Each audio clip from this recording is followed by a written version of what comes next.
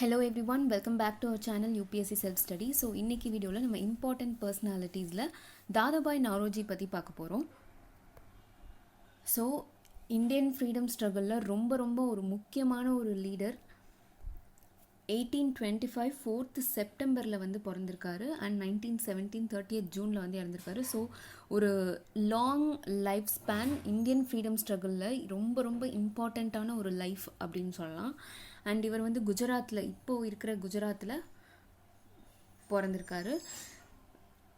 And ரொம்ப ஃபேமஸாக இவரை ரெஃபர் பண்ணுறது பார்த்திங்கன்னா grand old man of India அப்படின்னு சொல்லுவோம். And also unofficial ambassador of India. Unofficial ambassador of இந்தியான்னு ஏன் சொல்கிறோன்னா, இவர் வந்து நமக்கு பிரிட்டிஷ் பார்லிமெண்ட்டில் இந்தியாவை வந்து ரெப்ரசன்ட் பண்ணியிருப்பார். ஸோ அதனால் unofficial ambassador of India and also grand old man of India அப்படின்னு சொல்லுவோம். அண்ட் இவரோட லைஃப் ஸ்பேனில் என்னென்ன அச்சீவ்மெண்ட்ஸ், என்னென்ன கான்ட்ரிபியூஷன்ஸ்லாம் பண்ணியிருக்காரு அப்படின்றத நம்ம இப்போ அடுத்தடுத்து பார்த்துடலாம். ஸோ ஃபஸ்ட்டு பார்த்தீங்கன்னா 1854 இவர் குஜராத்தி ஃபோர்ட்நைட்லி, குஜராத்தில் பிறந்திருக்காருன்னு பார்த்தோம் இல்லையா, ஃபோர்ட்நைட்லி மேகசின் வந்து பப்ளிஷ் பண்ணியிருக்காரு. அது பேர் பார்த்தீங்கன்னா ராஸ்த் கோஃப்தார். ராஸ்த் கோஃப்தார்னா த ட்ரூத் டெல்லர் அப்படின்னு மீனிங். ஓகேயா, ஆக்சுவலி இவர் தாதாபாய் நவ்ரோஜி பார்த்தீங்கன்னா பார்சி கம்யூனிட்டியை சார்ந்தவர். ஸோ அது ரிலேட்டடான ரிஃபார்ம்ஸும் நிறையாவே கொண்டு வந்திருப்பார். இந்த மேகசின் கூட அது ரிலேட்டடானது தான். And also the voice of India அப்படின்ற ஒரு மேகசினும் ஸ்டார்ட் பண்ணியிருக்காரு. பட் அது ரிலேட்டடான ஃபர்தரான இன்ஃபர்மேஷன் வந்து நமக்கு இல்லை, நம்மக்கிட்ட கிடைக்கல. ஸோ 2 நியூஸ் பேப்பர், ரெண்டு பப்ளிகேஷன் தாதாபாய் நவ்ரோஜி ரிலேட்டடானது என்னது, Rast Goftar and the voice of India. So பார்சிஸோட ரிலீஜன் பார்த்திங்கன்னா ஜொராஸ்ட்ரியனிசம் அப்படின்னு சொல்லுவோம். இதில் வந்து நான் அந்த இன்ஃபர்மேஷன் ஆட் பண்ணாமல் விட்டுருக்கேன். ஸோ அது ரிலேட்டடாக இந்த ஜொராஸ்ட்ரியனிசம் பார்சி ரிலீஜனில் ஒரு ரிஃபார்ம் கொண்டு வரணும் அப்படின்னு சொல்லிட்டு இதுக்காகவே ஒரு ரிலீஜியஸ் ரிஃபார்ம் அசோசியேஷன் வந்து ஃபார்ம் பண்ணியிருப்பார் Naoroji and 2 other Parsi people. அவங்க யார் அப்படின்னு பார்த்தீங்கன்னா வாச்சா அண்ட் எஸ் பங்காளி. ஸோ இந்த 3 பேரும் சேர்ந்து பார்சி ரிலீஜியஸ் ரிஃபார்ம் அசோசியேஷன் ஒன்று ஃபார்ம் பண்ணியிருக்காங்க. அது பேர் என்ன அப்படின்னு பார்த்தீங்கன்னா ரகனுமாய்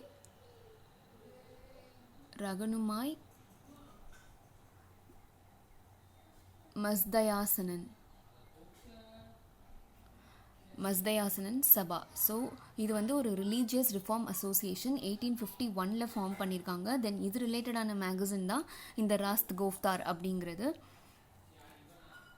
த ட்ரூத் டெல்லர். ஸோ நான் உங்களுக்கு இது வேர்டிங்ஸ்லேயே ஆட் பண்ணிவிட்டேன். ரகுனுபாய் மஸ்தயாசனன் சபா. ஓகே, இது நல்லா ஞாபகம் வச்சுக்கோங்க. Dadabhai Naoroji Parsi related religious reform association 1851 form பண்ணது இது. ஓகே, அதுக்கப்புறம் ஃபார்ம் பண்ணது, பப்ளிஷ் பண்ணது தான் வந்து இந்த ராஸ்த் கோஃப்தார் அப்படிங்கிற மேகசின். அடுத்து 1855 he was a professor of mathematics and natural philosophy at Elphinstone College, Mumbai. So மும்பையில் உள்ள காலேஜில் ப்ரொஃபஸராக இருந்திருக்காரு. And also he taught at London university college லண்டன்லையும் அவர் வந்து டீச் பண்ணியிருக்காரு. So first Indian to do so. Okay, இதே நல்லா ஞாபகம் வச்சுக்கோங்க. And he was also a keen business man. இவர் வந்து பிஸ்னஸ் ரிலேட்டட் அஃபேர்ஸ்க்காக நிறையவே வந்து நமக்கு இங்கிலாந்து பயணத்துலேயும் இருந்திருக்காரு. ஸோ அங்கேருந்து தான் இவருக்கு வந்து ஃபர்ஸ்ட் அந்த ஒரு நம்ம இந்தியன் ஃப்ரீடம்காக வந்து ஒரு குரல் வந்து கொடுக்கணும், வெளியே தெரியணும், அவுட் ஆஃப் இந்தியா வந்து மற்ற கண்ட்ரீஸ்க்கு, பிரிட்டிஷர்ஸ்க்கே வந்துட்டு இந்தியன்ஸ் வந்து எவ்வளோ கஷ்டப்படுறாங்க பிரிட்டிஷர்ஸ் கீழே அப்படின்றது தெரிஞ்சிருக்கணும் அப்படின்னு நினச்சி ரொம்பவே அதுக்கான எஃபர்ட்டும் போட்டிருக்காரு. இவர் வந்து ஃபர்ஸ்ட் எஜுகேஷன் எதில் அப்படின்னு பார்த்தீங்கன்னா 1859 இந்தியன் சிவில் சர்வீஸ்க்கான ரெக்ரூட்மெண்ட்டுக்கு எதிராக வந்து குரல் கொடுத்துருப்பாரு. ஃபர்ஸ்ட் இவர் வந்து பிரிட்டிஷ்க்கு அகெயின்ஸ்டாக பேசினது எந்த விஷயத்துக்காக, ஐசிஎஸ் ரெக்ரூட்மெண்ட். ஓகே, ஏன்னா ஐசிஎஸ் பொறுத்த வரைக்கும் பார்த்தீங்கன்னா அது வந்து civil service, Indian civil service அப்போவே வந்துட்டு உங்களுக்கு ஹை போஸ்டிங்காக தான் இருந்திருக்கு. ஸோ அந்த ஹை போஸ்ட்டுக்கெலாம் யார் வந்து ரெக்கமெண்ட் பண்ணுவா அப்படின்னு பார்த்தீங்கன்னா மோஸ்ட்லி பிரிட்டிஷர்ஸ், அதாவது இங்கிலீஷ் பீப்புள், அவங்க மட்டும்தான் இந்த மாதிரியான ஹை போஸ்ட்டுக்கெலாம் ரெக்கமெண்ட் பண்ணாங்க. அவங்க மட்டும்தான் எக்ஸாம்ஸே எழுத முடியும் அப்படின்ற சுச்சுவேஷன்லாம் இருந்துச்சு. இது நீங்கள் ஐசிஎஸ் ஹிஸ்ட்ரி படிக்கிறப்போ உங்களுக்கே தெரியும். ஸோ இதை வந்து மாற்றி இந்தியன்ஸ்க்கும் இந்த மாதிரி ஹை போஸ்டிங்ஸ் கொடுக்கணும். அது இங்கிலாந்து அண்ட் இந்தியா 2 பிளேஸ்லையுமே சைமல்டேனியஸாக ஐசிஎஸ் எக்ஸாம் கண்டக்ட் பண்ணணும். 2 பேரையுமே ரெக்ரூட் பண்ணணும், அதாவது இந்தியன்ஸையும் ஐசிஎஸ் சர்வீஸ்க்கு வந்து ரெக்ரூட் பண்ணணும் அப்படின்னு சொல்லியிருப்பாரு. ஸோ அதுதான் வந்து 1859 இவர் வந்து லைக் பிரிட்டிஷர்ஸ்க்கு அகெயின்ஸ்டாக ஃபஸ்ட்டு வெளியில் வந்த ஒரு விஷயம். இவர் வந்து இவரோட எஜுகேஷன் ஸ்டார்ட் பண்ணது. நெக்ஸ்ட் பார்த்தீங்கன்னா 1865 London India society and 1867 east India association ரெண்டு ஃபார்ம் பண்ணியிருப்பாரு. இது ரெண்டுமே வந்துட்டு பிரிட்டிஷர்ஸ் இங்கே லண்டன் இந்தியா சொசைட்டிலாம் லண்டனில் ஃபார்ம் பண்ணது தான். ஸோ அங்கே இருக்கிற பிரிட்டிஷர்ஸ்க்கு இந்தியன்ஸோட ஸ்ட்ரகிள் தெரியணும், அவங்க வந்து எந்த அளவுக்கு வந்து லைக் இந்தியாவை காலனைஸ் பண்ணி வச்சுருக்காங்க, இந்தியன் எக்கனாமிக் கண்டிஷன் எப்படி இருக்குது, எவ்வளோ புவராக இருக்குது, இந்தியன்ஸோட பாவர்ட்டிக்கு யார் ரீசன், இது எல்லாமே வந்து இவங்களுக்கு தெரிஞ்சிருக்கணும், பிரிட்டிஷர்ஸ்க்கு தெரியணும் அப்படின்றதுக்காக வந்து இவர் ஸ்டார்ட் பண்ணுது. And also he was a member of legislative council of Mumbai from the year 1885 to 1888. So இங்கேருந்து நீங்கள் பார்த்துக்கலாம் கரெக்டாக ஐஎன்சி ஸ்டார்ட் பண்ண வருஷம் இது கரெக்டாக 1885. ஸோ இந்த 3 வருஷம் வந்து மும்பையில் லெஜிஸ்லேட்டிவ் கவுன்சில் மெம்பராக இருந்திருக்காரு. அண்ட் ஐஎன்சி ஃபவுண்ட் பண்ணதுலேயும் one of the major member, கரெக்டாக founding member of INC. So இதுலேயே நீங்கள் பார்த்துக்கலாம், ஏன்னா ஐஎன்சி இவர் வந்து பார்ன் ஆன இயர் பார்த்தீங்கன்னா 1825. ஸோ ஐஎன்சி ஃபார்ம் பண்ணது வந்து 1885.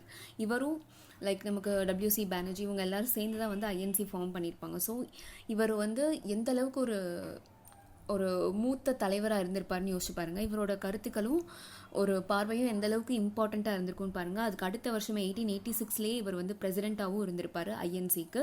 தென் 1893, 1906 3 வருஷம் வந்து இவர் வந்து பிரசிடெண்ட்டாக இருந்திருப்பார் இந்தியன் நேஷனல் காங்கிரஸில்.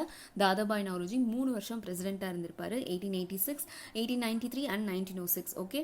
அண்ட் 1893 கான்ஃபரன்ஸில் ஐஎன்சி மீட்லலாம் பார்த்தீங்கன்னா இவர் சொல்லியிருப்பார், whether I'm a Hindu, a Muhammadan, a Parsi, a Christian or of any other creed, I'm above all an Indian, our country is India, our nationality is Indian. So இது வந்து அவரோட exact statement 1893 INC கான்ஃபரன்ஸில் அவர் வந்து ரீட்ரேட் பண்ணுது. So நான் எந்த ரிலீஜனாக இருக்கேன்றது முக்கியம் இல்லை, எந்த க்ரீட் எந்த கேஸ்ட்ன்றது முக்கியம் இல்லை, எல்லாத்துக்கும் மேலே நான் இந்தியன், என்னோட நாடு இந்தியா, என்னோட அடையாளம் இந்தியன் அப்படின்னு சொல்லியிருப்பார்.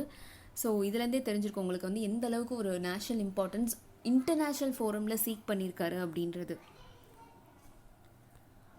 ஸோ நெக்ஸ்ட்டு பார்த்தீங்கன்னா 1892 பிரிட்டிஷ் எம்பி, இது வந்து first Indian to do so. First இது வந்து கொஸ்டின் உங்களுக்கு கேட்டுகிட்டே இருப்பாங்க, first Indian to be in British parliament யார் அப்படின்னா அது வந்து தாதாபாய் நவ்ரோஜி தான். ஸோ 1892 லிபரல் பார்ட்டி, ஏன்னா உங்களுக்கு வந்து 2 மேஜர் பார்ட்டி லிபரல் அண்ட் கன்சர்வேட்டிவ்னு சொல்லிட்டு 2 பார்ட்டி இங்கிலாந்தில் இருக்கும் கரெக்டாக. ஸோ இதில் வந்து லிபரல் பார்ட்டியில் நின்று அவங்க சார்பாக வந்து எம்பி சீட் வந்து வாங்கியிருப்பார் 1892 British MP, first Indian to do so. Repeat பண்ணுறேன், நல்லா ஞாபகம் வச்சுக்கோங்க.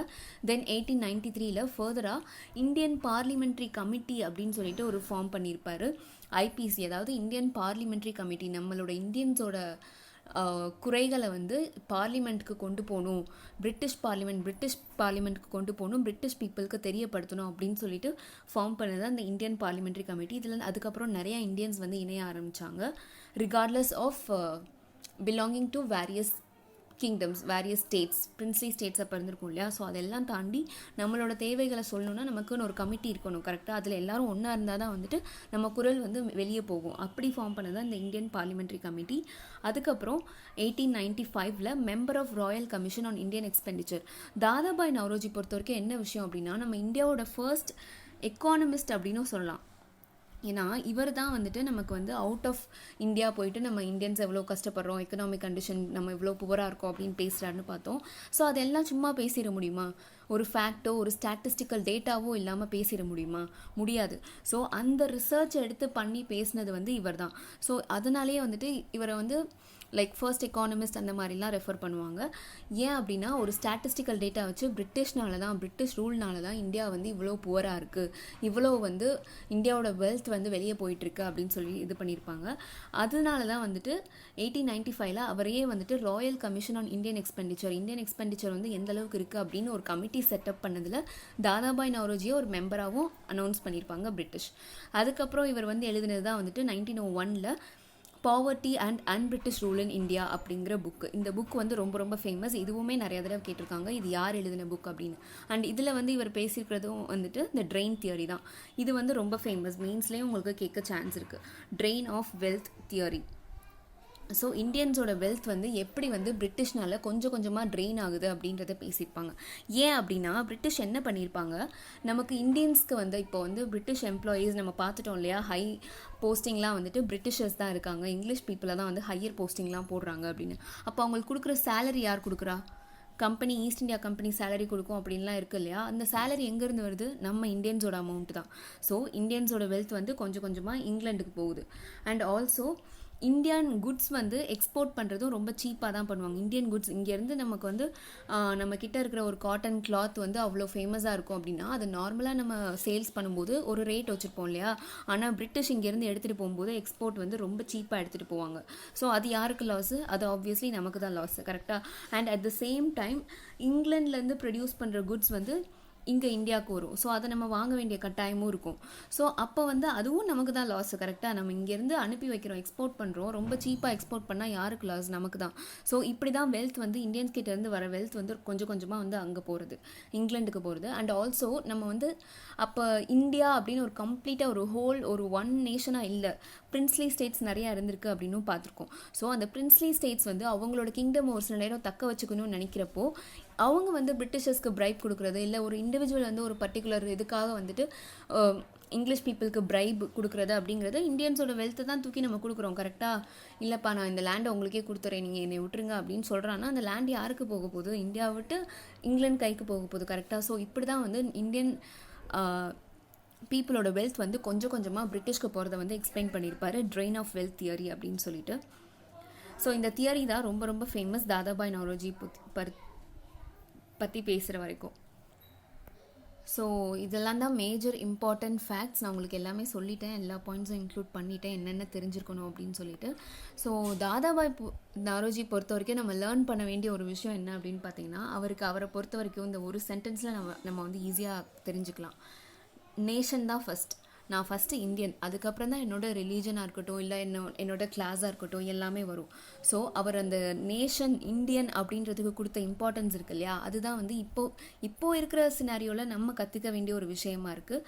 ஸோ ஃப்ரீடம் அண்ட் ஈக்குவாலிட்டி, இது ரெண்டுக்கும் எவ்வளோ இம்பார்ட்டன்ஸ் கொடுத்துருக்காரு, எப்படி அதை வந்து வாழ்ந்தும் காட்டியிருக்காரு அப்படின்றதுக்கு வந்து இந்த நேஷனலிஸ்ட் லீடர் வந்து ரொம்ப ரொம்ப ஒரு பெஸ்ட் எக்ஸாம்பிள் சொல்லலாம். So that's it guys, thank you so much for வாட்சிங், ஹாப்பி லேர்னிங்.